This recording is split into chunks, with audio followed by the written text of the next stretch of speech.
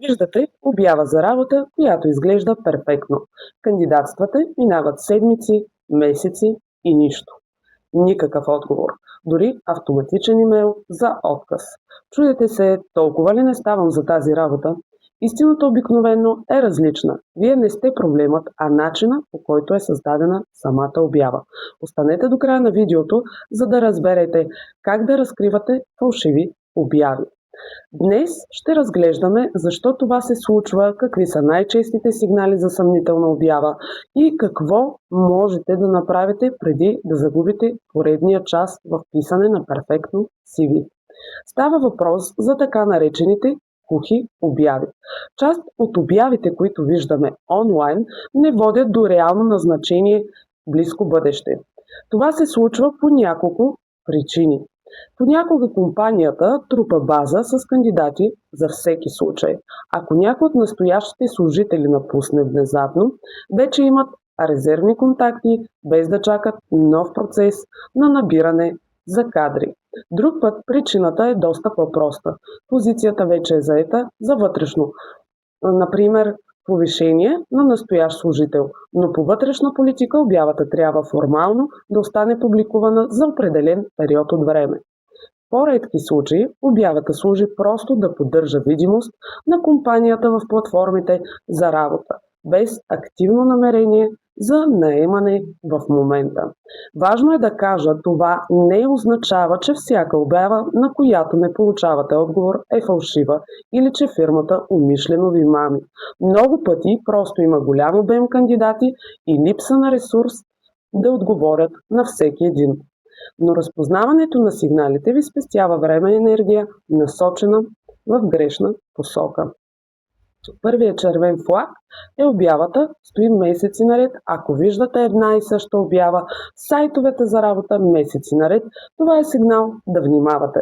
Реална фирма, която спешно търси човек, обикновено затваря активното търсене в рамките на няколко седмици. Проверете кога е публикувана обявата. Повечето сайтове показват и датата. Ако се препубликува една обява всеки месец без промяна в съдържанието, добър знак е да попитате директно дали позицията все още е активна, преди да инвестирате време в кандидатурата си. Червен флаг номер 2. Никой не отговаря на телефона.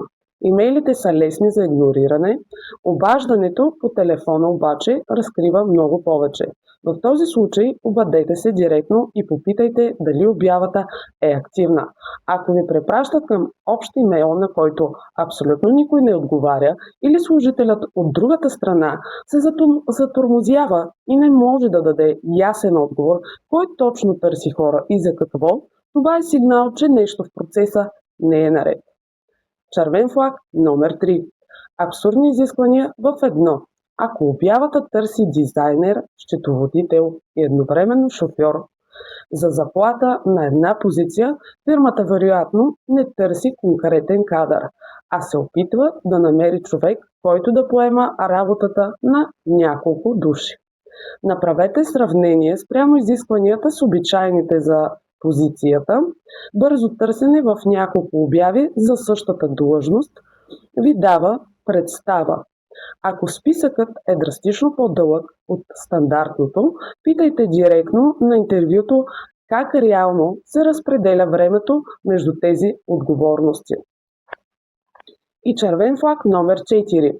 Работа от вкъщи с прекалено добри условия. Особено внимание заслужават обявите за работа от вкъщи с обещания за висок доход, без опит и без ясно описание какво точно ще правите. Това е честа схема. Изискват ви лични данни, такса за материали или обучение предварително, или ви молят да платите за стартов пакет. Легитимната работа никога не изисква от вас да плащате предварително, за да започнете да работите. Ако обявата споменава такса от какъвто и да е вид, спрете процеса. Как да проверите фирмата преди да кандидатствате?